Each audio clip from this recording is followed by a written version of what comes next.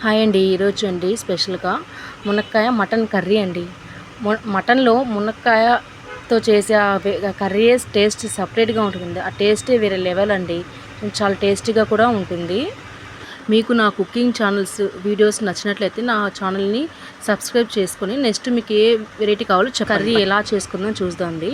Mutton తీసుకున్న 1/2 kilo 2 గ్లాసులు water వేసుకున్నాను. సాల్ట్ టేస్ట్‌గా వేసుకోవాలండి.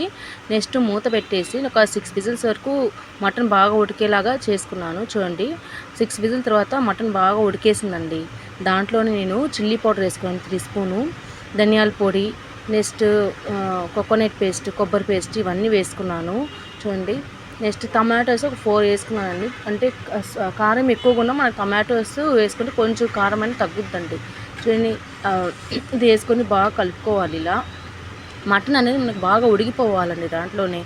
నెక్స్ట్ ఆ వాటర్ కూడా పారేయకూడదు. దాంట్లోనే ఆ వాటర్లోనే వేసుకొని మసాలా అంతా వేసి వేయించాలి. నెక్స్ట్ నేను ఒక 5 మునక్కాయలు వేసుకున్నాను దాంట్లోనే.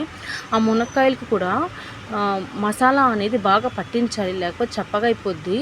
చూడండి బాగా మనం వేసిన మసాలాలో బాగా వేయాలండి. నెక్స్ట్ మనం ఆయిల్ వేసుకోవాలి. ఆయిల్ నేను ఫస్ట్లో వేయలేదు, లాస్ట్లో వేసాను. ఒక 5 టీ స్పూన్లు ఆయిల్ వేసుకున్నాను. దీంట్లో చింతపండు వేయలేదండి. చింతపండు రసం వేయకుండా నేను పచ్చి మామిడికాయ ఒకటి వేసుకున్నాను. పులుపుగా ఉండేది ఒకటి వేసుకున్నానండి. మళ్ళీ మామిడికాయ వేసాక మళ్ళీ చింతపండు రసం అవసరం లేదు. మామిడికాయ పులిసే సరిపోతుంది. చూడండి వేసి బాగా మసాలాలో వేగించాలి.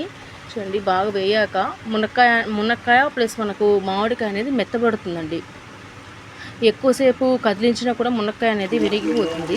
చూడండి ఇలా బాగా ఒక 10 మినిట్స్ కుక్ అయ్యాక నేను ఒక్క విజిల్ పెట్టి ఆఫ్ చేసేసానండి. చూడండి మునక్కాయ అనేది విరగలేదు, మామిడికాయ కూడా చాలా బాగుందండి. చూడండి ఈ టేస్ట్ మీకు నచ్చినట్లయితే నా ఛానల్ని సబ్స్క్రైబ్ చేసుకోండి.